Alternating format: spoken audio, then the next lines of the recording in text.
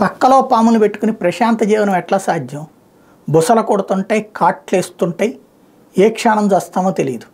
కాశ్మీర్లో సుదీర్ఘకాలం పాటు అభివృద్ధికి వినాశనానికి కారణం, ఇప్పుడు పాలస్తీనాలో అభివృద్ధి జరగకపోవడానికి కారణం తీవ్రవాదమే.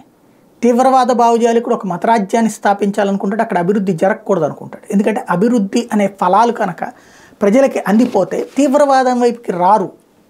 చదువుకుంటే యువత తీవ్రవాదాన్ని అంగీకరించరు. ఆలోచనలు పెరిగితే యువతులు కానీ యువకులు కానీ తీవ్రవాదం వైపు, తప్పుడు విధానాల వైపుకి రారు. కాబట్టి వాళ్ళు చదువుకోకూడదు, వాళ్ళ వ్యవస్థలన్నీ ఎప్పుడు నిర్వీర్యమై ఉండాలి. అప్పుడే తీవ్రవాద భావజాలం నడుస్తుంటుంది.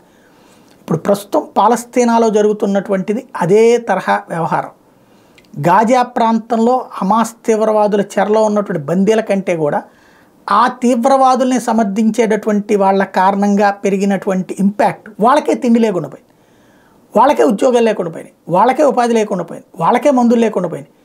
ప్రపంచ దేశాలు సాయం అందిస్తే కూడా అందుకోలేని పరిస్థితి అక్కడ ఉంది. ఎందుకంటే ఇజ్రాయెల్ ఆపేస్తుంది కాబట్టి, ఈజిప్ట్ దగ్గర ఆగిపోయినాయి కాబట్టి.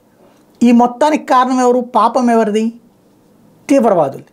కానీ ఆ తీవ్రవాదుల పాపం కంటే కూడా ఆ తీవ్రవాది తమ మధ్యనే ఉంటే వాడిని ఉండనిచ్చినందుకు బలవుతున్నది ఎవరంటే సాధారణ ప్రజలు.